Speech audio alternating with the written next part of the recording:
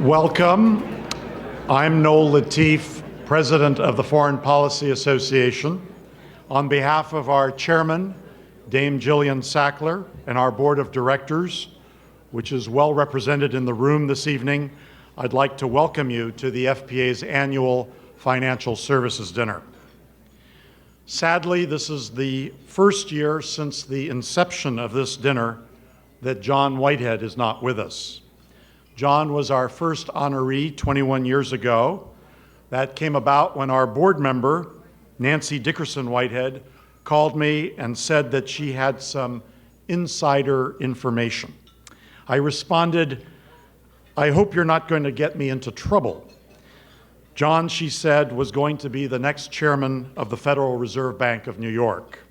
Well, John agreed to be our first honoree, and as they say, the rest is history. This evening, we continue the tradition of excellence. That was the word John kept front and center on his desk, with an extraordinary slate of honorees.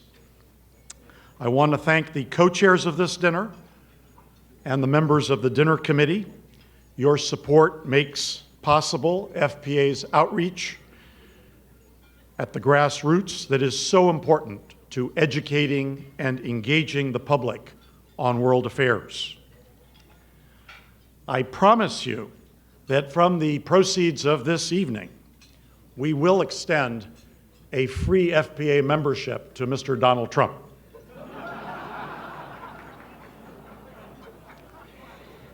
Before I invite James Gorman to introduce our first honoree, I would like to share with you a brief clip about FPA, narrated by Tom Brokaw.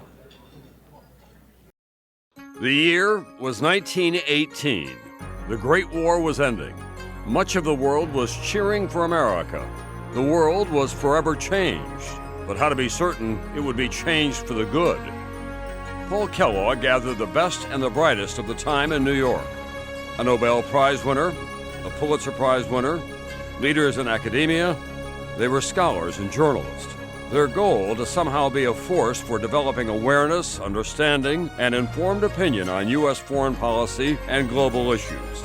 They had, in effect, created what would become an enduring global town hall. So, naturally, each meeting focused on chaos, crisis, and conflict, what to do about it, how to avoid it. In 1943, Franklin Delano Roosevelt recognized the FPA's achievements. He wrote, "The Foreign Policy Association is performing a high duty in facilitating the lucid presentation of the facts of world problems and their impact on the United States." 12 years later, in 1954, the FPA created what would become its signature accomplishment, the renowned Great Decisions Program. Each year, the group frames the most critical foreign policy questions facing America and the world in the coming year. The Foreign Policy Association remains today one of the most critical, independent voices in global affairs. Through its balanced, nonpartisan programs and publications, the FPA encourages citizens to discover, discuss, and decide which direction for U.S. foreign policy. Millions of concerned citizens have participated in Great Decisions programs, caucusing in community centers, schools, and libraries across the country to share ideas on global issues. The Great Decisions television series on PBS is beamed into households nationwide, where viewers can watch experts shed light on issues from peace and security to American diplomacy and global conflict. Foreign policy is actually not foreign, and it is very much connected to every American's daily life. It is crucial for our democracy that our citizens understand what our challenges are. We can either choose to deliberately influence the shape of international events, or we can sit on the sidelines and let someone else shape those events. We have to study. We have to listen carefully. We have to be critical in our judgments about what we hear. There is not any issue that happens abroad that doesn't affect Americans directly. A kind of global commons has been created in security and economic terms. And the United States has taken the leading role in creating it. The ultimate test is to move our society from where it is to where it has never been. And that requires the participation of informed, committed, and concerned citizens. A lot of people don't realize that the final arbiter of policy in our democracy is the will of the American people. We're counting on you to tell the leaders of your country what you want to see happen to the foreign policy of the United States of America. With more countries facing common challenges, we have the chance and the profound responsibility to exercise American leadership to solve our problems, and wherever we can, in concert with others. In New York City, the FPA continues to attract world leaders to engage its forums, from Henry Kissinger to Bill Clinton, Colin Powell to Kofi Annan. And online, FPA.org takes the association's programs worldwide, spearheading the way into a new global forum, the Digital Town Hall.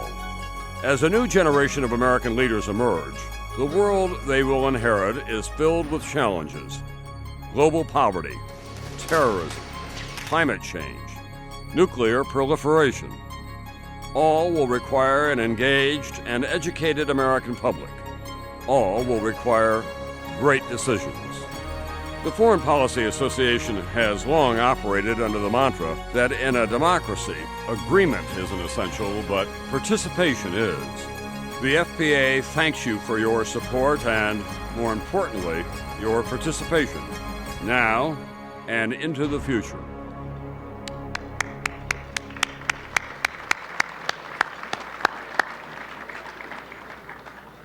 Our first honoree this evening is an extraordinary investment banker who rescues not only corporate entities, but entire cities and nations.